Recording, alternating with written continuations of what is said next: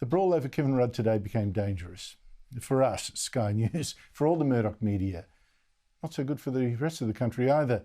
Not enough people know how difficult and dangerous it's become to be conservatives in the media, always in danger of being banned or censored, put out of business by politicians and judges.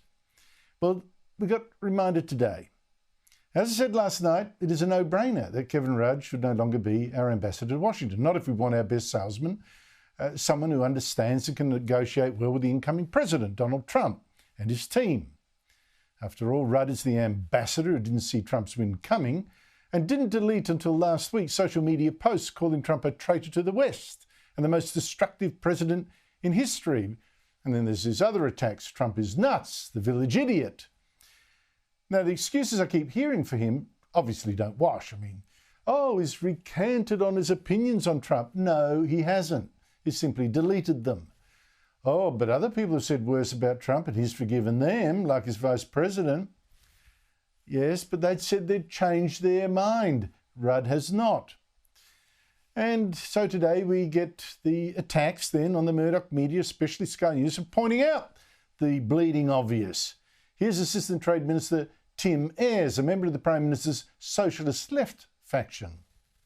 There's a lot of noise coming from some Australian media organisations on this question. With the greatest respect, Holly, to your organisation and others, the Australian government, not foreign-owned cable TV networks, the Australian government, on behalf of Australians, determines who is Australia's ambassador to the United States. For one, that's just ad hominem abuse, you know. We're foreign-owned, like we've got no right to speak. Well, to Tim Ayres, I will say this. My views are my views, and I was born here. I've lived in this country for damn more years than you have. And my boss at Sky News, Australian. His boss is an Australian, and that man's boss, Robert Thompson, is also Australian. As is the boss of us all, Lachlan Murdoch. Well, he bleeds Australian. Sadly for him, he was born in America. He's probably watching this show right now from his home in Sydney. Or was it in London? Wherever, London. And every one of us wants only the best for this country. Now, if you're so worried about foreign influence, Tim, how about your socialist left faction? That wokeness that it has is what's tearing this country apart. That's the real foreign influence. Your faction imported its toxic identity politics from the US. It imported our ruinous global warming targets from the United Nations. It imported its divisive multiculturalism from Canada. And now it's selling out our values, our relationship with Israel, to pander to voters in Sydney, imported largely from the Middle East. Tim, you are the last person to talk about foreign influences. But to the other half of his ludicrous argument, the one parroted by former Prime Minister Malcolm Turnbull, who blames Rupert Murdoch for him being so hopeless as Prime Minister that his own party sacked him. He now accuses us of taking revenge against Rudd. Revenge for what? He says this is a campaign that News Corp kicked off and they are running a vendetta. And the answer to that is obvious. Blames Sky News or News Corp for bringing up his old comments. So do you think it's the media's fault that he's the one that... I think people take responsibility for their own comments, and where you've made comments, then you have to own them and have to explain them, and that's an issue for Mr Albanese to explain. Yes, we should blame Kevin Rudd most for this crisis, for simply opening his big mouth and abusing Trump so childishly and ignorantly. And what really blew it up was not us, but Donald Trump himself and his people, including his daughter-in-law, Lara, head of the Republican National Convention, wondering why Kevin Rudd was still there. I heard he was a little bit nasty. I hear he's not the brightest bulb.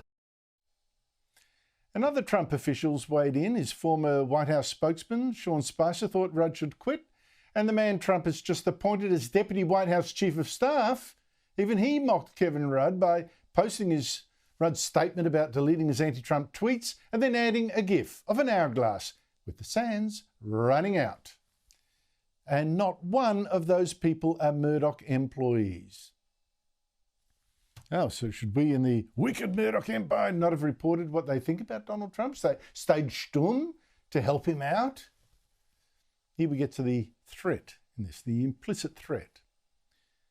We have in this Labor government an enemy of free speech. You know that. It even wants a new misinformation law, so-called, to stop you from saying what its government-appointed officials reckons is wrong. And Labor has a record of trying to censor the Murdoch media. It threatened it under the Gillard government, and now it's got the Greens wanting it to try again with this misinformation bill. Here's the Greens co-deputy leader this morning. Interestingly, this bill doesn't seek to cover people like the Murdoch press, and we know there's an awful lot of misinformation in those outlets. And so we will be working with the government to try to fix that. Now, Labor isn't doing that yet, but who knows what it will do to please the Greens after the next election if it needs their votes to stay in government. Now, why are these attacks, all these attacks on the Murdoch media and Sky News particularly?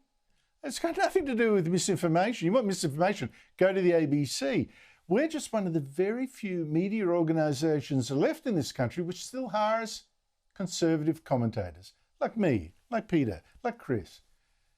The ABC, though, not one conservative hosting a news or current affairs show. The Age newspaper, not one conservative columnist. The Sydney Morning Herald, the same. The Guardian Australia, the same. Crikey, the same. On and on and on. So if they can muzzle us, conservatives in this country, virtually silenced. And that's why some in our organisation, I have to say, are worried that we are going to be blamed for Rudd's fall. In fact, Rudd used to head an organisation demanding the government crack down on us, on the Murdoch media. Sky News now has the biggest presence in terms of its digital presence right across the country. The fact that its YouTube channel is growing exponentially, far bigger than what you see from, frankly, the public broadcasters. We will cross a threshold soon where average Australians, working families, is going to say, enough is enough. Australian for a Murdoch Royal Commission is growing in its membership every day. In fact, what's growing is our audience a lot, because you value debate. You trust us. You actually pay to hear us, where you could get us for free, well, someone else for free on the ABC. That's trust. But you look at Labor.